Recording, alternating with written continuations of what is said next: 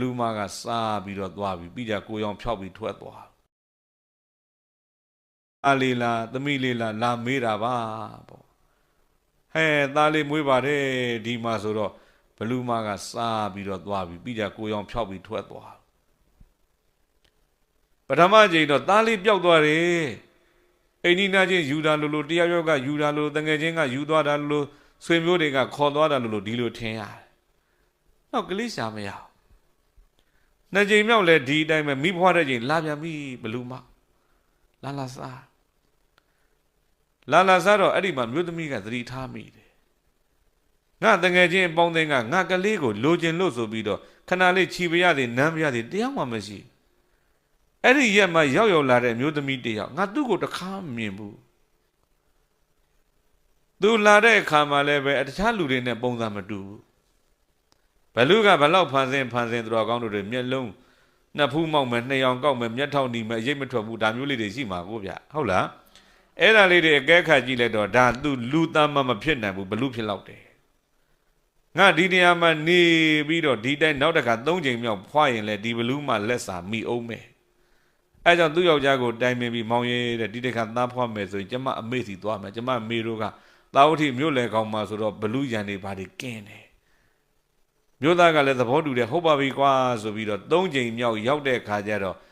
အဲ့ဒီမှာကိုဝန်ရင်းမှဖြစ်တော့သာဝတိမြို့တဲ့သွားတယ်မိဖွာအဲ့ဒီချိန်မှာပြိဿဘလူးမကလည်းဝတ်တဝန်နတ်မင်းရဲ့တံမှာရေတံတာဝန်ကြတယ်တခါကြရင်သူက4-5လကြာတယ်ကိုလေးမလေးကသွားပြီးတော့မိဖွာဖို့တဲ့သူမိမထံရောက်နေတဲ့အချိန်မှာသူကလည်းပဲဝတ်တဝန်နတ်မင်းကြီးထီရောက်မိဖွာပြီးတဲ့အချိန်ထိသူမပြန်သေးဘူးဟိုမှာမိတွေဘာတွေဖွာပြီးတော့ကလေးလေးနည်းနည်းလေးကြီးလာပြီးနာမကရဏနာမည်ပေးတဲ့မင်္ဂလာတွေဘာတွေလုပ်တော့အဲ့ဒီအချိန်မှာသူကဟိုကဝတ်တဝန်နတ်မင်းထီကဘလူးမကလွတ်လာပြီးတော့သူနေတဲ့အိမ်ကိုသွားကြည့်တယ်မရှိတော့ဘေးကိုမေးတယ်ဟဲ့ဒီအိမ်ကဇနီးမောင်နှံဘယ်သွားကြခဏကြိမ်ရှိပြီကလေးလေးတွေဘလူးစားခံရလို့ဒီတခါစားမခံရအောင်သူမိဘထံသွားမိဖွာတာတဲ့ဘေးကပြိတ္တမသိဘူးဘလူးမမသိအဲ့လိုပြောလိုက်တော့ဘလူးမကဟဲငါလက်ကညှိလွတ်ရိုးလားငါမရအောင်လိုက်မယ်ဆိုပြီးတခါလိုက်အဲ့ဒီစင်ချိန်မိုးရက်ွက်ရွာလေးကနေပြီးတော့သာဝတိမြို့ကိုလိုက်ဟိုကလည်းသာဝတိမြို့တဲကနေပြန်ထွက်ပြီးတော့သူတို့ရွာလေးပြန်ကန်ဒီမှာမြတ်စွာဘုရားရဲ့ဇေတဝန်ကျောင်းကြီးနာရေကန်ထဲမှာတို့ရေမိုးလေးချိုးကြအောင်ဆိုသားလေးလည်းရေချိုးပေးအောင်ဆိုပြီးတော့အဲ့တော့သားလေးရေချိုးပေးပြီးတော့မျိုးသမီးကသူ့ချိုးလိုက်အောင်မယ်ဆိုပြီးတော့အမျိုးသားလက်ထက်ကလေးလေးပြီးမျိုးသမီးကရေချိုးမျိုးသမီးရေချိုးပြီးကုန်းပေါ်ပြန်တက်ပြီးကလေးလေးပွေထားပြီးမျိုးသားကအဲ့ဒီမှာရေတဲ့တခါတလက်ပြန်ရေချိုးအမျိုးသားရေချိုးမှနေတော့မှဘလူးကလိုက်လာတယ်ဟာဘလူးကလိုက်လဲလာရောလာပြီးမောင်ရဲ့ဘလူးဆိုပြီးတော့အဲ့ဒီမှာကလေးလေးကင်ပြီးတော့ပြေးလိုက်တာသူ့ယောက်ျားသူမဆောင်တော့ဇေတဝန်ကျောင်းနဲ့နီနာဆိုတော့ကျောင်းထဲကိုဝင်ပြေးတယ်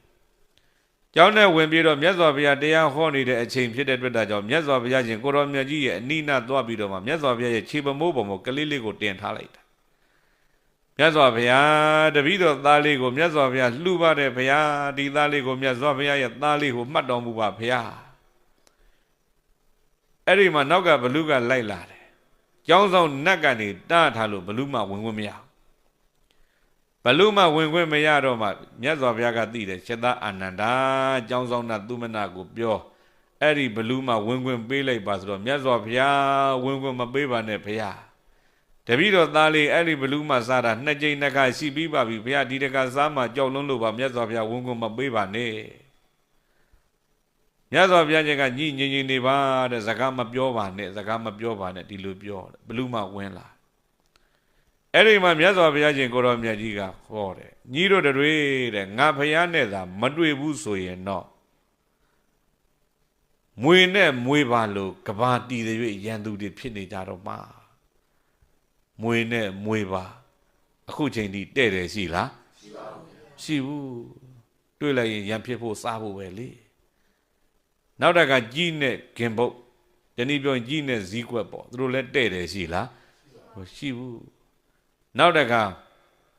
ဝန်နဲ့ကြို့ပင်ဆောင်နာသူလည်းတဲ့တယ်ရှိလား သူတို့ကပ္ပယံနေဖြစ်တယ်လို့ညီတို့နှစ်ယောက်လည်းပဲကပ္ပယံနေဖြစ်ပြီးဘယ်တော့မှငြိမ်းကြမှာမဟုတ်ဘူး